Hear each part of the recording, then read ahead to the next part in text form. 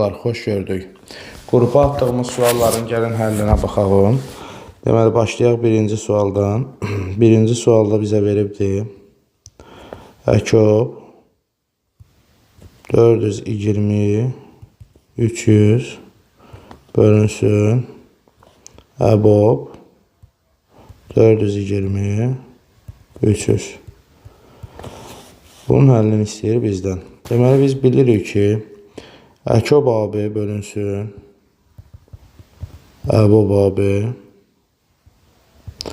bərabər olur C-yə. Şöyle burada C ortaq olmayan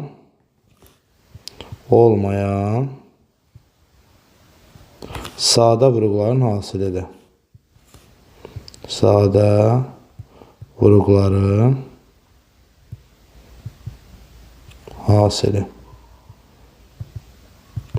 C ortaq olmayan sadə vuruqların hasilidir. İndi burada sualda 420 və 300'ü sadə vuruqlarına ayırırıq.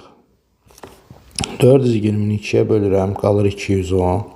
210'u 2'ye bölürəm, qalır 105. 105'i 3'e bölürəm, qalır 35. 35'i 5'e bölürəm, qalır 7. 7'ni də 7'ye bölürəm 1.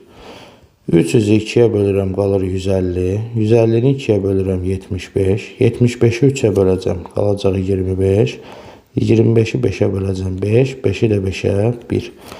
Bizə ortaq olmayan sadə vuruqların hasili lazım olduğu üçün ortaqları seçib atırıq. Bax, 2 hər ikisində ortaqdır. Növbəti 2 yenə hər ikisində ortaqdır. 3 ortaqdır və bir dənə də 5'imiz ortaqdır. Yerdə qalan 7 və 5 ortaq olmayandır. Yəni, C-ni tapmaq istəsəm, 7'ni vuraram 5'ə, eləyər 35. Deməli, 420 və 300 ədədinin ortaq olmayan sadə vuruqların hasili 35 oldu. O zaman Əkob 420 300 bölünsün Əbob 420 300 bərabər olur 35'ə. Doğru cavab E bəndi. Keçirik növbəti ikinci suala.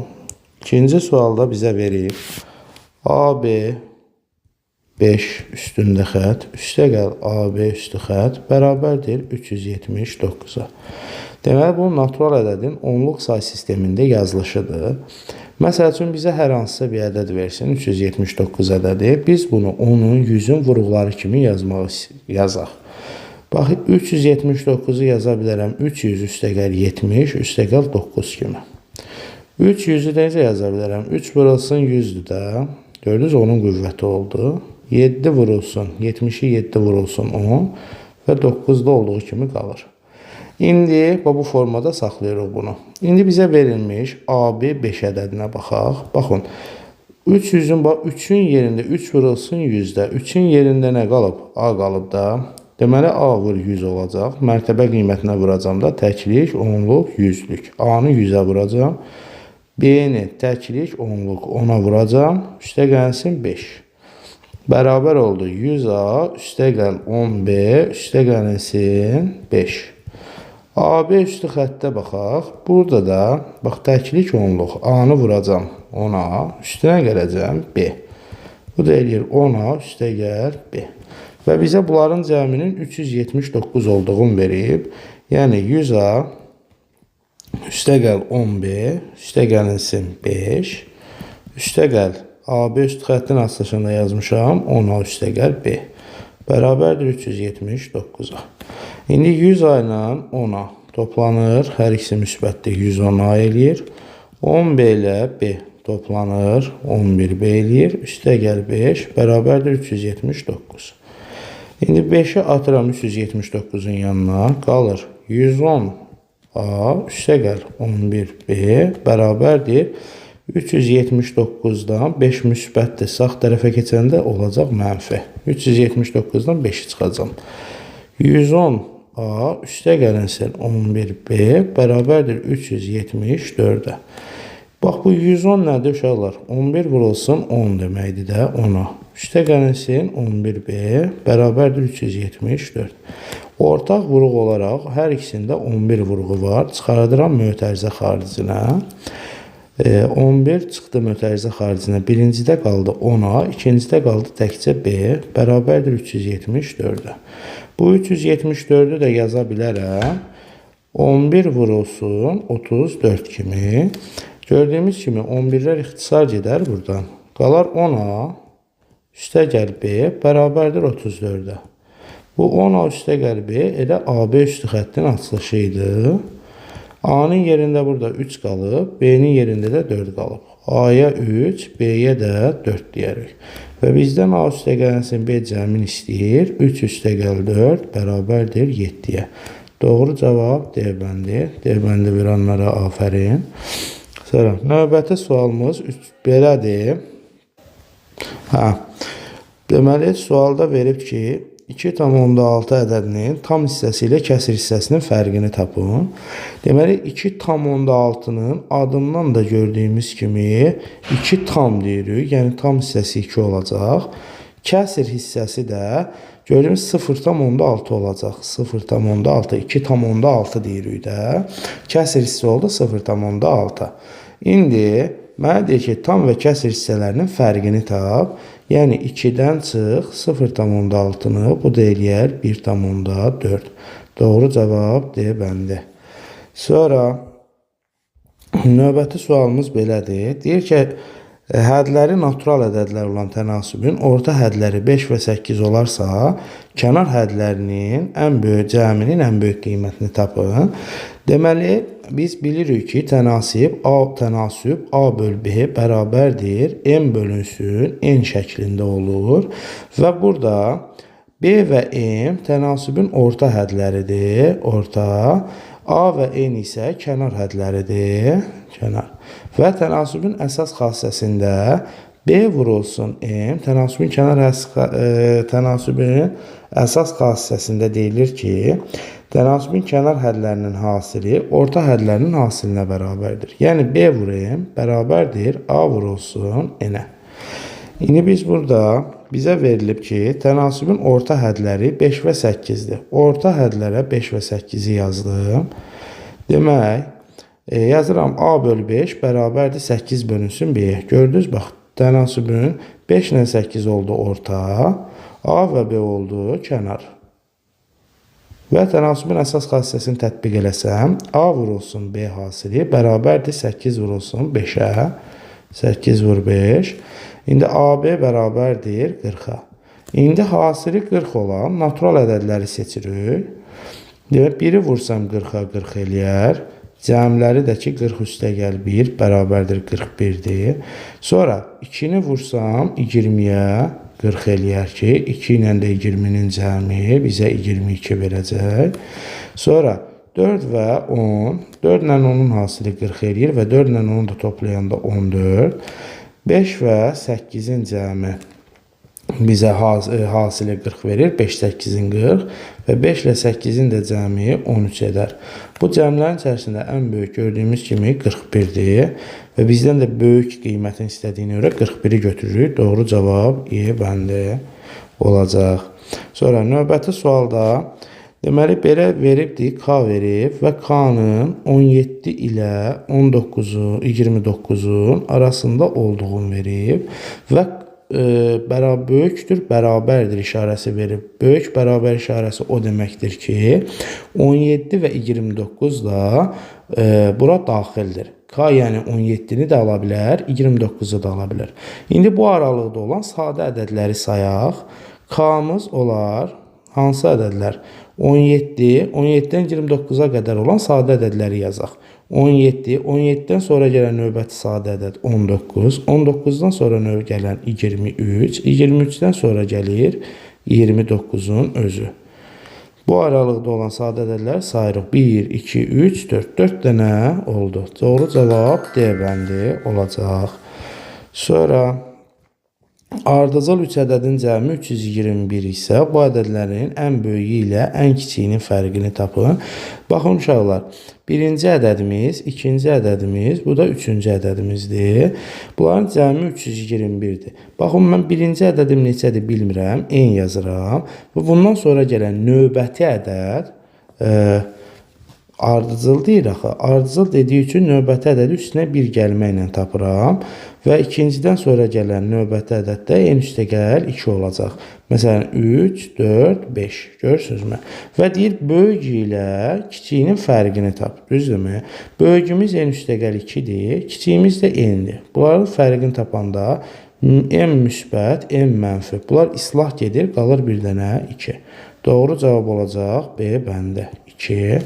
Sonra növbəti suala baxaq. Bizə verib x kvadrat çıx 10x üstə gəlsin 21 ifadəsinin vuruqları ayrı.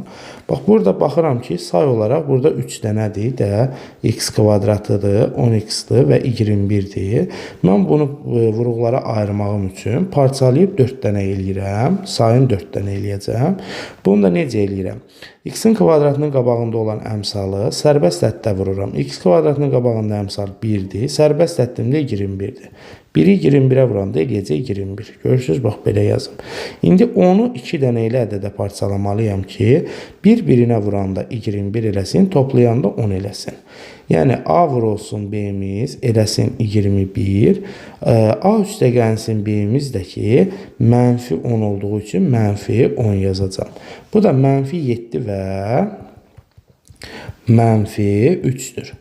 Mənfi 7 və mənfi 3. İndi yazıram x-in kvadratı. Bax, bu 10x-i, mənfi 10x-i, mənfi 7 və mənfi 3-ün cəmi kimi göstərəcəm. Çıx 7x, çıx 3x, üstə gəl 21. Görürsünüz, bax, bu oldu artıq 10x. Mənfi 7x-dan çıxanda 3x, mənfi 10x qalır axı. İndi 10x-i belə parçaladım. Və bu x-in 1, bu x-in də 1 götürüb, qruplayıb, ortaq vuruq çıxardacam. X kvadrat çıx 7x-dan x-i çıxardıram. Qalır x çıx 7. Çıxılsın. Mənfi 3x üstə gəl 21-dən də mənfi 3-ü çıxardıram. Qalır x çıxılsın 7. Çünki burada mənfi çıxartdığım üçün işarə əksinə dəyişəcək. Və indi burada ortaq vuruq çıxardıram. Bu da x çıx 7-dir hər ikisində olan. X çıx 7-ni çıxartsam, qalar x çıx 3. Doğru cavab oldu. X çıx 7 vurulsun, x çıxılsın 3 və Y bəndi. Doğru cavab Y bəndidir. Sonra belə bir sual verib bizə. Deyir ki, A böl B bərabərdir 5-də 3-ə. Əkob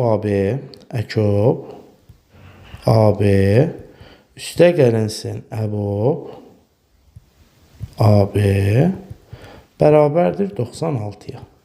İndi bizdən deyir ki, B çıxağı fərqini tapın. B çıxağını soruşur bizdən. Bu silim buradan yazın. B çıxağını soruşur. Baxın uşaqlar, A-nın qarşısında nə durubdur? 3. B-nin qarşısında nə durub? 5. A-ya deyəcəm 3K, B-yə deyəcəm 5K. Yəni, A 3-ün vuruqlarıdır, B də 5-in vuruqlarıdır. İndi gətirib burada əkobda da, əbobda da hər ikisini də yerinə qoyacam. Əkob A-nın əvəzinə 3K, B-nin əvəzinə 5K, üstə gəlinsin əbob A-nın əvəzinə 3K, B-nin əvəzinə 5K bərabərdir 96-ya. Biz əbob və əkobda ortaq vuruğun mötərizə xaricinə çıxarılmasını bilirik. Yəni, mümkün olduğunu bilirik. Burada 3 vur K və 5 vur K-dan ortaq vuruğumuz K-dır. K-nı ortaq vuruq kimi çıxardıb yazıram əkob. Bax, K-nı götürdüm, qaldı 3. K-nı götürdüm, qaldı 5. Üstə gəlinsin əbob. Buradan da K-ları götürsəm, əbob, K vurulsun əbob. 3, 5 bərabərdir 96-ya. Ortaq vuruq çıxartdıqdan sonra burada mötərizənin içərisində qalan ədədlər həmişə qarşılıqlı sadə ədədlər olur. Qarşılıqlı sadə ədədlərin əkobları hasillərinə, yəni 3 ilə 5-in hasili 15, əbobları isə 1-ə bərabərdir. İndi K-nı vururam 15-ə, çünki əkob 15 oldu. K-nı da 15-ə vuranda 15K və əbobları 1-dir. 1-i də K-ya vuranda olacaq K bərabərdir 96. 15K-nın üstünə K gələndə eləyir 16K bərabər 96-ya. K da bərabərdir 96-nı 16-ya böləndə 6 qalır. İndi məndən B minus A fərqini istəyirdi. B-miz 5K idi. A-mız da 3K idi. 5K-dan 3K çıxanda qalır 2K. İndi 2K'da da K'nın qiymətini yerinə qoyanda 2 vur 6 eləyir 12. Doğru cavab olacaq B bəndi. Baxaq növbəti suala. N'in neçə natural qiymətində n'in kvadratı üstəgəl 2n üstəgəl 6 bölünsün n kəsri deyir ki, natural ədəd olar. Baxın, bunun məxrəcləri bərabər olan kəsirlərin cəmi kimi yazacağım. N kvadrat böl n üstəgəlsin 2n bölünsün n üstəgəl 6 bölünsün n. Mən bilirəm ki, bunların məxrəci hər üçündə n olduğu üçün məxrəc olduğu kimi qalır. Görürsünüz, bax burada qalıb və surətlər toplanır. N kvadrat üstəgəl 2n üstəgəl 6. Sanki mən bunu arxaya qayıtdım. N kvadratla n ixtisar gedər qalar n. 2n-lə n ixtisar gedər qalar 2. 6 bölünsün n. Burada n'imiz natural ədəd olduğu üçün n və 2-nin cəmi natural ədəd olacaq. Və bu cəmin, ümumi cəmin natural ədəd olması üçün 6 bölünsün n'in natural olması lazımdır. 6 bölən də natural olmaq üçün n 6-nın bölənləri olmalıdır. N ola bilər 6-nın bölənləri 1, 2, 3 və 6-nın özü.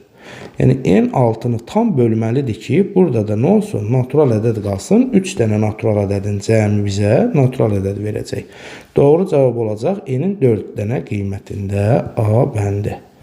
Sonra növbəti suala baxaq. Növbəti sualda verib 2 böl 3 vur 5 üstəgəl 2 böl 5 vur 7 üstəgəl 2 böl 7 vur 9. Belə cəmlərdə kəsr xəttini çəkirəm. Birinci kəsirin məxrəcində olan birinci ədədi sonuncu kəsirin məxrəcində olan sonuncu ədədə vururam. 3-ü vururam 9-a və surətdə olan ikiləri toplayıram. Surəti bütöv toplayacam. Bərabərdir.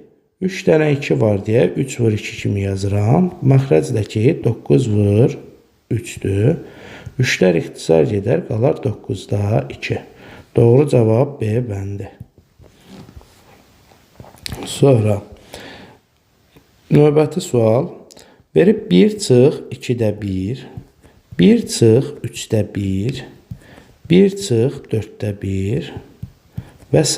vurulsun və s.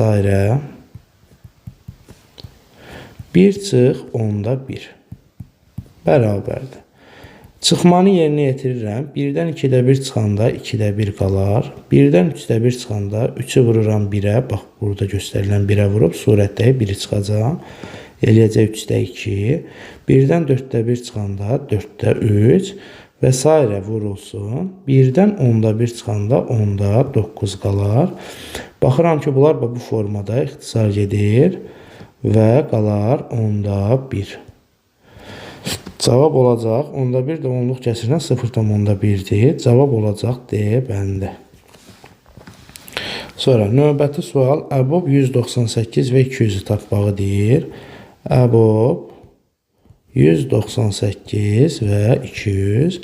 Sadə vuruqlarına falan ayırmağa ehtiyac yoxdur. 198 və 200 ardıcıl cüt ədədlər olduğu üçün bunların əbobları 2-yə bərabərdir.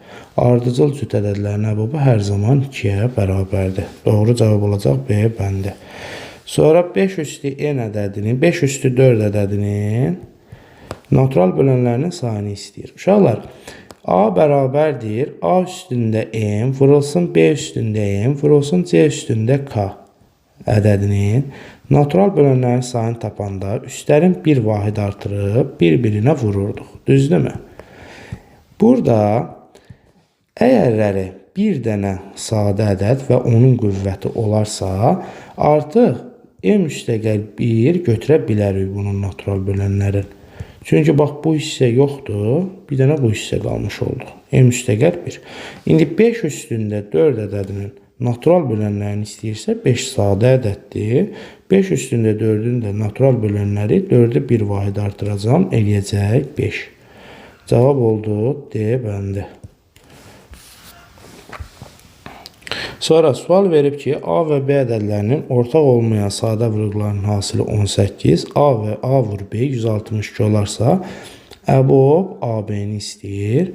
Əbob AB üçün belə bir düsturumuz var. Yazıram kök altında A vurulsun B bölünsün C-yə. Buradan da A vur B'miz neçədir? 162'dir. C'miz də ki 18'dir. Çünki ortaq olmayan sadə vurğuların hasili 18 olacaq. 162'ni 18'ə böləndə 9 qalır. 9'dan da kök 3 çıxacaq. Doğru cavab A bəndi. Sonra düzbucaqlı üçbucağın düzbucaqlı üçbucaq verib və düzbucaqlı üçbucağın katetlərin 6 və 8 verib. Hipotenuza çəkilmiş medianın uzunluğunu istəyir bizdən. Deməli, median tərəfləri yarıya bölür. Düzbucaqlı üçbucaqda hipotenuza çəkilmiş median hipotenuzdan özünə bərabər parçalara ayrılır. Möhtəşəm üçlü. Yəni bax bu hissə bura və bir də bura. Bunlar üçü bir-birinə bərabərdirlər. Bu, bir də bu. Bunlar üçü bir-birinə bərabərdirlər. İndi düzbucaqlı üçbucağın hipotenuzunu tapıb 2'yə bölsəm, medianı tapmış olacağım. Katetləri 6 və 8-dirsə, bunu mən hipotenuzunu belə taparam. Pifaqor teoreminə görə 6 və 8-dirsə, bura C desəm, C'nin kvadratı bərabərdir. Katetlərin kvadratları cəminə, yəni 6'nın kvadratı üstə gəl 8'in kvadratı. Buradan C kvadratı 100 verir, C'yə qalır 10. Deməli, hipotenuzumun ümumi uzunluğu 10 olacaq. Yarıya böləndə 5 və bu da olacaq 5. Doğru cavab olacaq 5. Bu qədər uşaqlar, sualların izahını verdik. Növbəti dəfə paylaşacağımız sualların izahını da növbəti həftənin sonunda vermiş olacağıq. Sağ olun.